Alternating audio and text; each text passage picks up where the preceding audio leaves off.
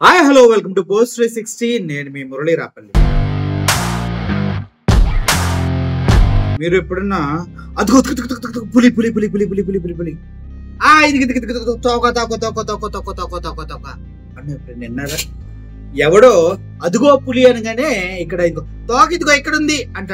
ఏంటంటే ఎర్రి పప్పలు రాజకీయాల్లో కూడా ఉంటారా అంటే రాజకీయాలతో పాటు మీడియాలో కూడా ఉంటారంటే ఉంటారు ఉండి తీరాలి. లేకపోతే అసలు ఆ కథకి జస్టిఫికేషన్ ఉండదు అన్నమాట.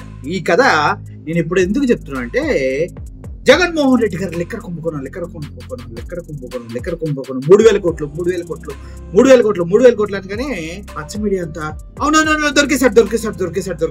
దాంతో బంగారం కొన్నాడు. అవునవును దొరికేశాడు. ట్రక్కుల్లో డబ్బంతా తాడేపల్లిగూడెం ప్యాలెస్కి వెళ్ళింది. దొరికేశాడు. దాన్ని విదేశాలకి దుబాయ్కి తరలించేశారు. దొరికేశాడు. దాన్ని ఎలక్షన్ లో ఓటర్లకు పంచిపెట్టారు. దొరికేశాడు అంటూ మీడియా చేసిన హడావుడి అంతా ఇంతగా సిట్ అధికారులు అత్తుకొత్తుగా ఆడిని పట్టుకొస్తే ఇక్కడ దొరికిపోయింది. ఏంటి పట్టుకురావాలి? అత్తుకొత్తుగా వాడిని పట్టుకురావాలి. ఇప్పుడు జగన్మోహన్ రెడ్డి బుక్ అత్తుకొత్తుగా వాడిని పట్టు ఇలా ఒక 60 మంది పైగా అరెస్ట్ చేసి లిఖిత పూర్వకంగా ఏదో తాళపత్రాల గందరగోళం రాసినట్టు రాసి కింద ఆటోగ్రాఫ్ ఇవ్వండి అన్నారు. మేము చేయని దానికి మేము ఆటోగ్రాఫ్ ఎందుకు ఇవ్వాలి అని పాపం వాళ్ళు ఎదురు తిరిగారు. నువ్వు గనక సంతకం పెట్టలేదనుకో నానా ఇబ్బందులు పెడతావు. ఇలా ఎన్ని బెదిరింపులు చేసినా పీక్కుంటారో ఇక్కోండి అన్నారంట.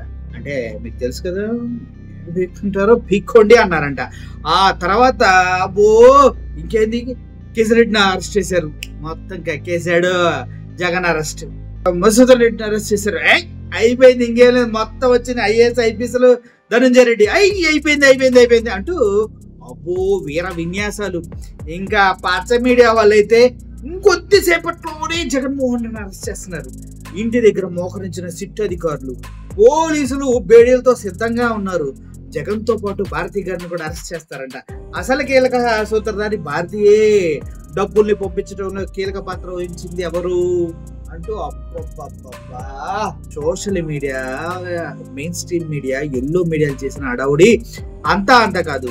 చివరికి అదేదో ఉంటుంది, ఏనుగు పెద్దగా ఉంది కదా మా పిత్తి అనుకుంటే అన్నట్టు ఇప్పుడు లిక్కర్ కేసు అతుష్ అందంట.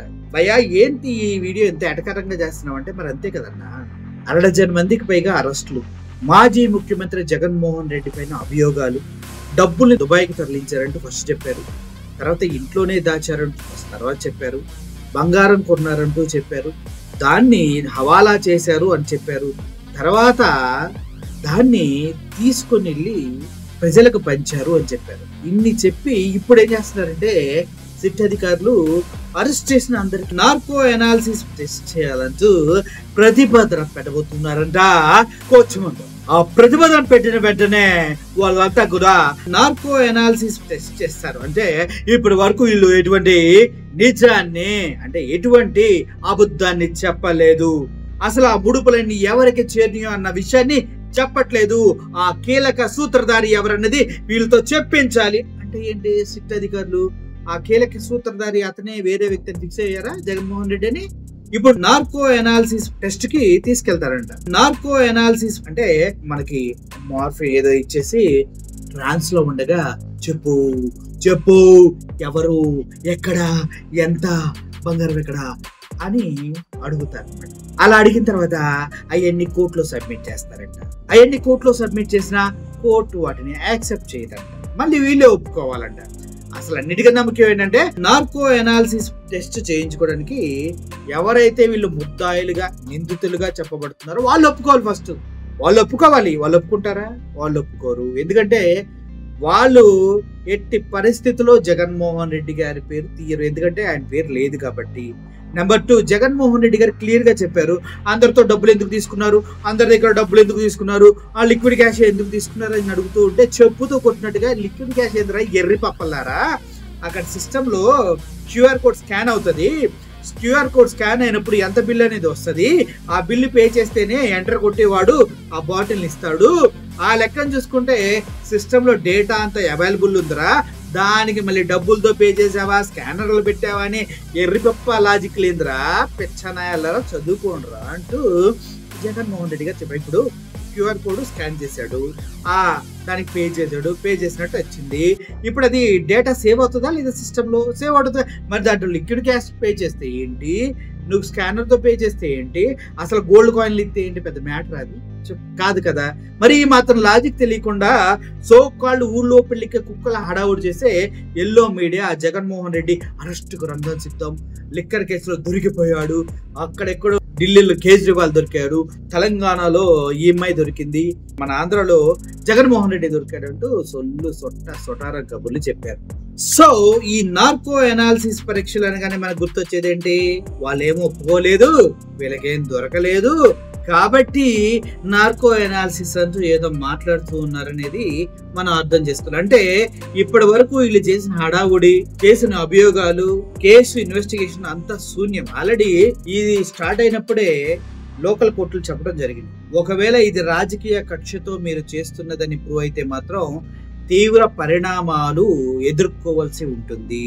దీంట్లో మీరు ఇప్పటి వరకు ఒక్క ఆధారం కూడా కోర్టుకి సబ్మిట్ చేయకుండా తోచిన వాళ్ళందరినీ తీసుకెళ్లి విచారణ పేరుతో హింసిస్తూ ఉన్నారు అంటూ కోర్టులు ముందే హెచ్చరించినాయి. అయినా కూడా సిట్ అధికారులే మేము సాధించి తీర్చామంటూ పాపం వాళ్ళ మానాన్ని వాళ్ళు ఏదో చేసుకుంటారు.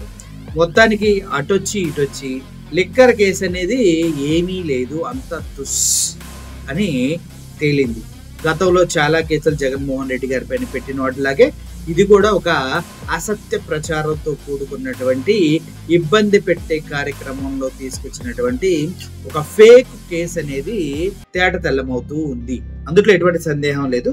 ముఖ్యంగా తీసుకెళ్లి ఎంతమందిని అయితే కస్టడీకి తీసుకొని వెళ్ళి ప్రశ్నించారో వాళ్ళంతా కూడా వెరీ వెరీ స్ట్రాంగ్ గా ఉండటం, జగన్మోహన్ రెడ్డి గారి గురించి కానీ అందుట్లో ఆయన ఉన్నారన్న అటువంటి అబద్ధాన్ని కానీ వాడు చెప్పకపోవడం ఎంత బలవంతం చేసినా కూడా. సో దీనికి ఆద్యుడైనటువంటి మన ఆస్థాన గాయకుడు సాయిరెడ్డి గారు చాలా ఊగిపోయారు.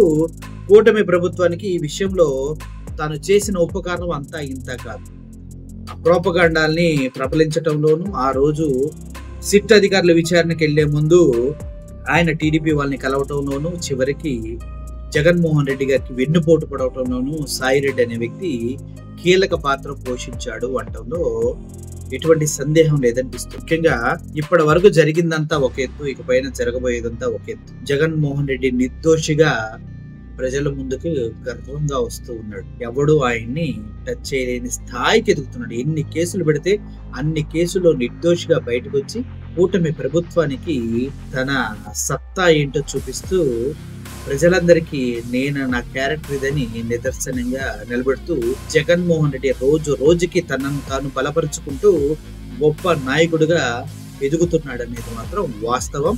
ఇది ఇలాగే కేసులతో వీటితో అల్లాడించుకుంటే అలా పైకి వెళ్ళారంటే జగన్మోహన్ రెడ్డిని చివరికి బాహుబలిని చూసినట్టు చూడాలి, కూటమి ప్రభుత్వం బల్లాల దేవుని చూసినట్టుగా చూడాలి. సో ఇకపైన ఈ పిచ్చి ప్రయోగాలు మానేస్తే మంచిదని అందరూ అనుకుంటున్నారు. మరి వీళ్ళేమనుకుంటున్నారో మనకి తెలియదు. Thank you for watching this video. ఈ వీడియో పైన మీ కామెంట్ కింద కామెంట్ రూపంలో తెలియజేయండి. Thank you so much.